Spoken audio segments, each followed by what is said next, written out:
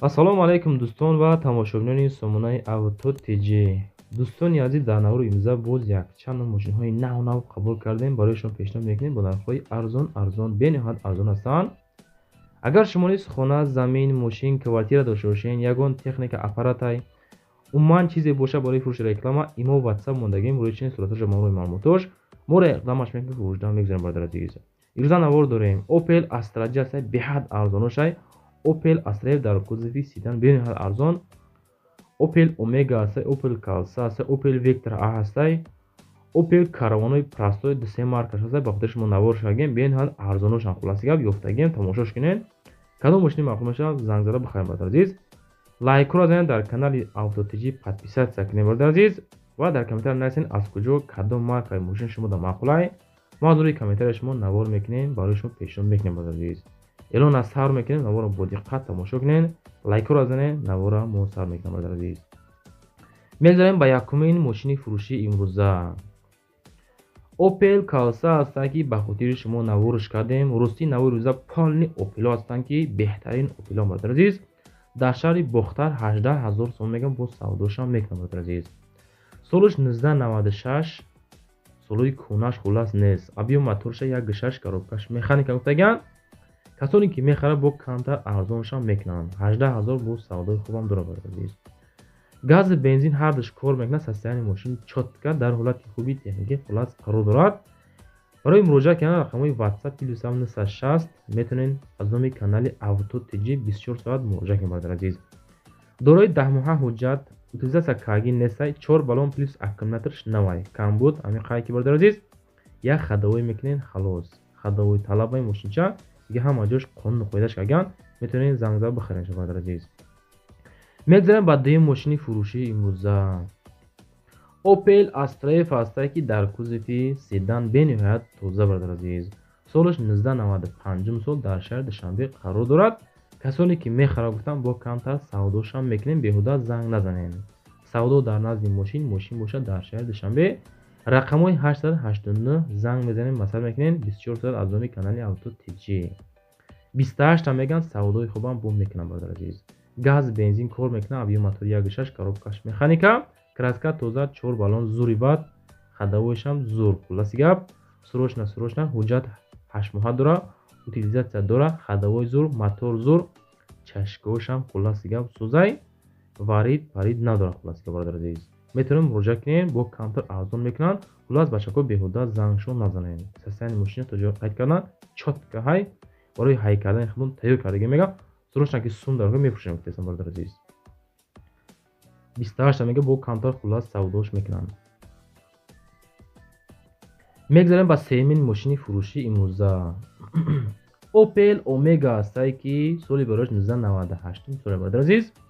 дар шаҳри Истарошам 25000 мегам, бо савдошам мекунад камтар. 25 мега савдо дора.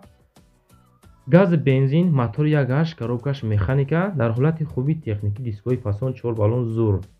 срочна электропакетай, обогрев сидения дорад, люк, лифт, хулас кондисионер, центр замок, ҳамаш қонуну қоида. айрои миллион мошинча 25 мегам ҳозираша бо савдои хубам гуфтесам бародар азиз.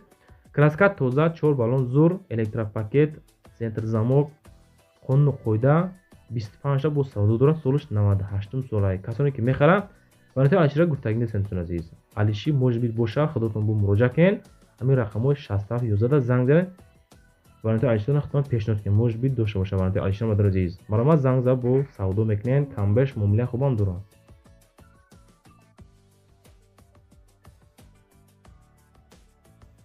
мегзарем ба чорумин мошини фурӯши имрӯза. Opel Astra F ҳастай дар кузови каравани простой ба хотири шумо навориш кардагем. солиша 1995 мегам, бо камтар савдош мекунад. 34500 ҳозираша бародар азиз. рақамҳои 3188 91 98 занг мезанед аз номи канали мо. гази бензин дар ҳолати хуби техникӣ қарор дорад. 4 баллон зур, мотор, коробка хадавои зур, краска тоза, сезони универсалой бародар азиз. айни ҳол ҳамин мошина бисёр бад мақсад савдо шудестай. объем мотори 1.6 коробкаш механика, гази бензин ҳардаш кор мекунад. беҳуда занг назанед.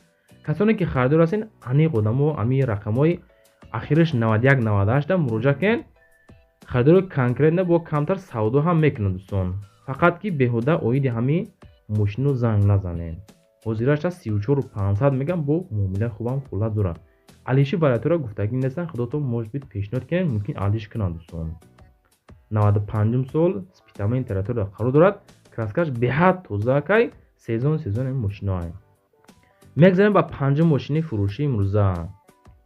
اوپل وکترا آ هسته که سالش 1989 سالوی کوهنهاش مقصد 18500 میگه در شهر دوشنبه قرار داره. رقمای 917 مراجعه کنین. گاز بنزین اویو موتور 1.6 коробкаш механика. ماشینچه در حالت خوبی تکنیکی قرار داره. سروشان سوم در کار میگن. تلفن دستی 2 ماه دیگه حجت داره. تلی دستی زنگ زنگ خلاص گپ 2 ماه حجت. بنزینش کار نمیکنه تمام. مقصد گاز خدی این کار کیسای. موتور 100 коробка 100 балоно 60% хадавои 80% бензиниш кор намекунад тамом ҳамин қадр камбуд дора. хулоси гап ба газ ҳаракат кардесай айрӯи вид мошинча беҳад тоза краскаш чотка хушрӯакай неку тарафша худотон рақамҳои 917 муроҷиат кинен бо камтар мақсад масъала кинен 18000 мегам бо савдошам мекунам дӯстон. солиш 89 акма намедонам хеле вектора 89 ҳаст нестай ма якм будем бардар азиз. میگذاریم با ششم ماشین فروشی امروزه. باز یک دانه اوپل استرای فاسای در کوزیف اونیورسال کاروانای پرستوی دوستان. سالش 95 37000 میگم با سودای خوبا میکنن شا. کراسکاش 12 4 بالون زور. سروشنا ماشین حالتش بهترینی بده میگه. رقمش امی ترانزیت چشکاش سوزای موتور خداوی کراسکا نوای سالونه حجتش بوچیدگی میگن. бардоро мошин мақсад бо камта савдош мекунаша моторша 1.6 коробкаша механика гуфтан газ бензин ҳардаш кор мекуна. хулоси гап 37 мегам бо камтар савдошам мекунем сезан дар шаҳр душанбе. хулоси гап варанти аличра гуфтагӣ несан худотон муроҷиат кинен.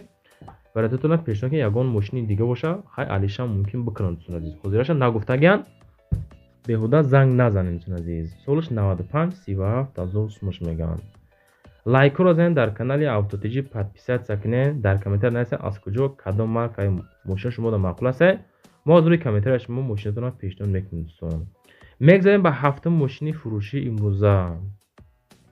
опел астраҷи аст ки солиш 1999 сол як сол кам 2000 дар шаҳр душанбе қарор дорад. 47000 мегам бо савдои хубшам мекунам дӯстон. астраҷи харо онҷо бошин марамат тамошо кунеда бигиринша дар шаҳр душанбе 47 газ бензин кор мекуна мотор 1.6 коробкаш механика состоянии соз. астраҷиҳо беҳад қиматан акамиша ёфтем камтар арзонша барои шумо навориш кардем дӯстон азиз. рақамҳои 4 занг мезанед маслиҳат мекунед. состоянии хубай гази бензини 4 электропакет люк моторш зурай мега савдо мақсад дар назди мошин харидори конкретни занг зад биё бибин устош қатӣ мақсад проверка ки биги бира гуфтесанша 40 бо камтар хулоси гап савдои хуба мекунанд. бачаҳое ки дар комментария бисёр ба астраҷи хостен ҳамеша хулоси гап ёфтем барои шумо навор кардем. лайкро занед. хай бачаҳо худтон эҳтиёт кинед. навори баъдинара ждат кинед. беҳтарин наворо мекунем. хай худтон эҳтиёт кинед баъд аз